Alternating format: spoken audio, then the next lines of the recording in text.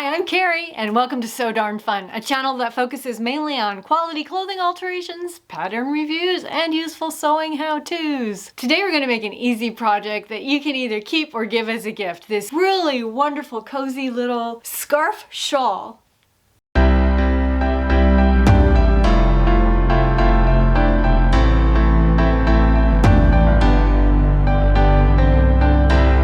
As I said in the preview, this is quick and easy, but I'm going to show you two versions. I'm going to show you one version that doesn't require any sewing whatsoever, making it even quicker and easier. Let me know in the comments if you're going to keep yours or if you're going to give it as a gift. Please allow me to barge in on myself here and show you a photo of my inspiration. Here you can see this shawl scarf laid out flat on the floor. I found this at a Christmas market and I bought it for my daughter, and it is so adorable. In the second photo here you can see what it looks like folded in half as if it was draped over the shoulders of a body. This was a really cute factory knit cable knit scarf shawl wrap thing. Let me show you what this looks like.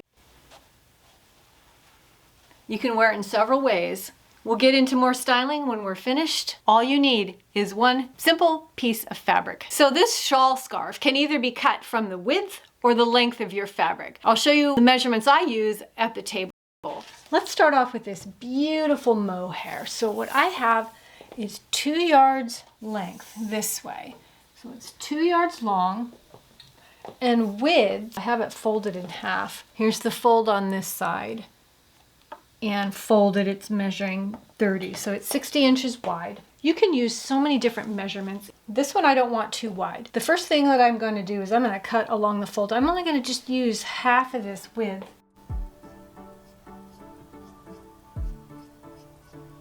I'm going to take away one layer because I won't be using both. I want you to see, this is a very loosely knit, kind of an open knit, thin, beautiful mohair.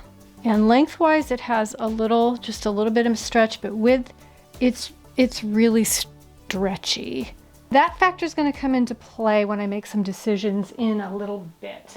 But right now I need to mark the center, both lengthwise and widthwise. So the easiest way to do that is by folding it in halvesies.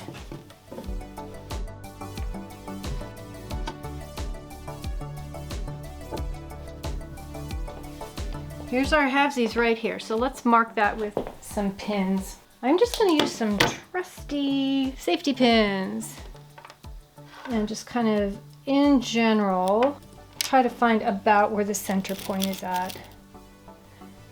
The fun thing about this is that it doesn't have to be exact. Okay, so there's 2 pins right about in the center point there. Now we need to find the center point this way. So let's just fold it in half like this. And we can see that the center is right here. So I'm going to just put a pin right there, trying to get just only one layer. Okay, so when we spread it open, hopefully our pins will tell us the center point. So when I lay a straight edge along these pins right here, you can see the line here, and if I am to lay a straight edge where the pin is piercing right here, it would be right there. So this is my center, which is going to be my center front opening. So I think it would be beneficial for me to measure how many inches that is from my cut edge here. And I think I'm going to place pins right alongside that all the way down, because I can't really mark this fabric with a pen or with chalk because of its texture. From the center point to the edge is about 16 inches. So I'm going to put some pins just shy of 16 inches so that I can cut along the other side of the pin when I make my opening. Now, if you have fabric that you can mark on, then it would be easier for you to just make a chalk line or something. But if there's a will, there's a way. So this is the way I'm going to do it.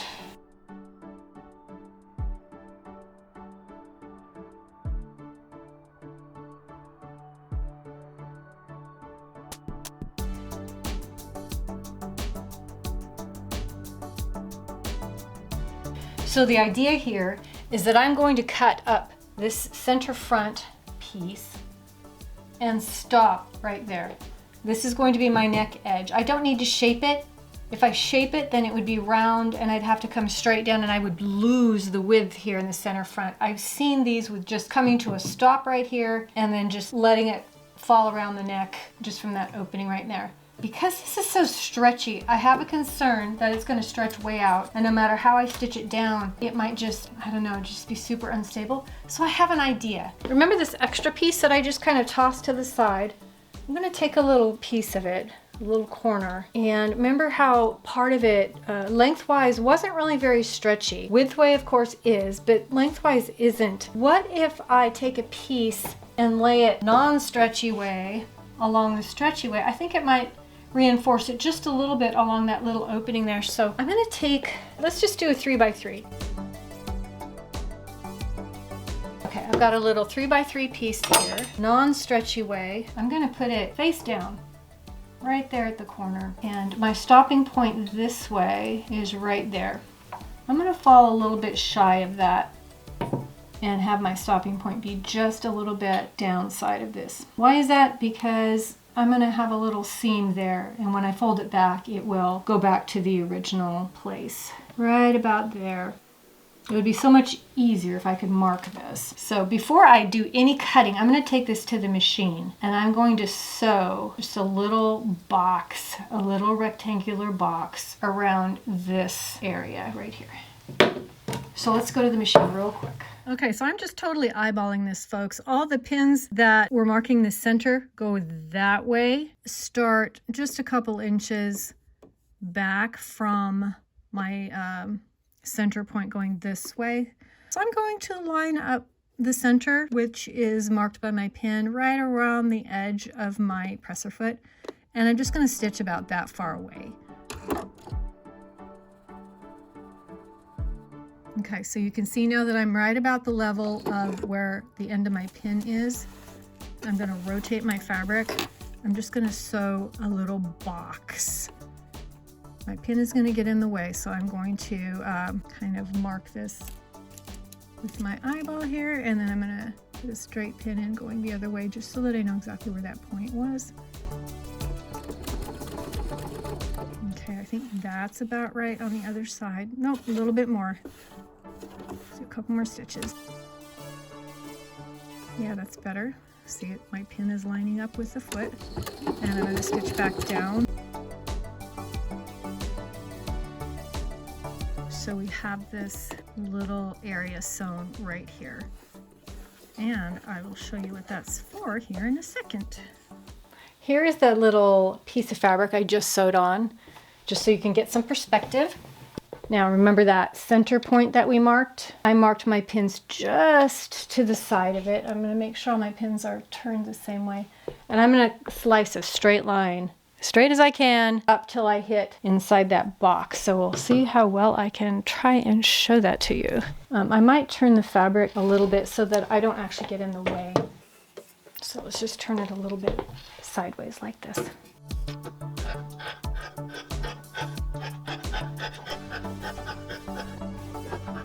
Okay, so I'm getting close to the little square here, and I'm going to cut till I'm about 1/4 inch away from the end of the stitching line that goes this way. So there I am. You see it? Okay.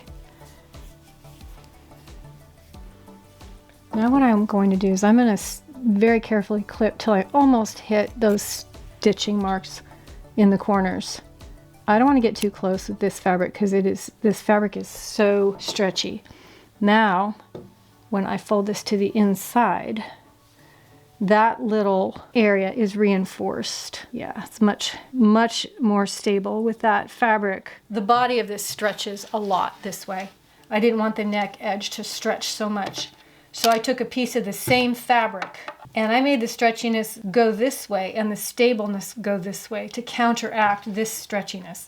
So when I fold this to the inside, the stability will help counteract that and make it a little bit more stable at the neck edge.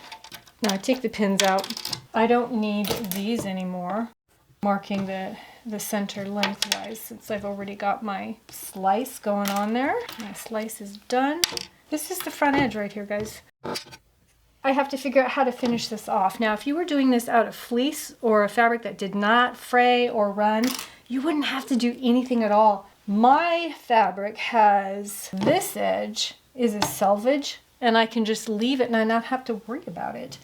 All the other edges, though, are raw, and I'm going to finish them. So let's work on this neck edge. Let's do it wrong side up here, and I'll explain what my plan is. Because I don't want it bulky, I don't want to take away any of the fluidness of this. I am just going to serge it and then turn it once and then stitch it with maybe that lightning stitch, but lengthened a little bit. And then my little fabric tab here, I will just serge the edge and top stitch it down so that it just stays put.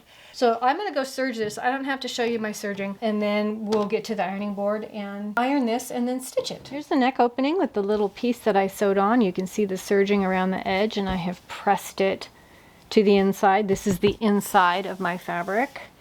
I serged around the edges already, and all I'm going to do is just press these edges to the wrong side.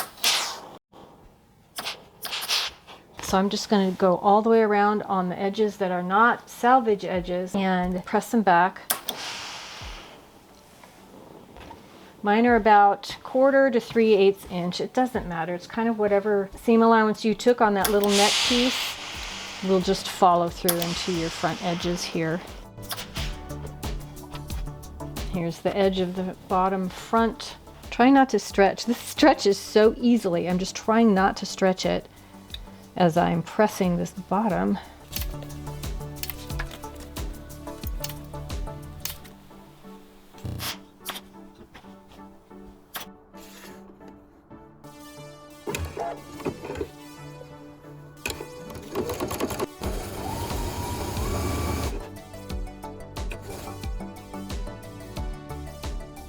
So next I wanted to show you how to do a really easy version of this same thing. And I wanted to show you on a piece of fleece. You know, the kind that you get from the local fabric store that has all the holiday prints and such. I didn't happen to have any of that here like I thought I did, but I do have some sweatshirt fleece. And this is gonna serve the same purpose and do pretty much the same thing. So what I have here, I've got the fold up here. I have selvages down here.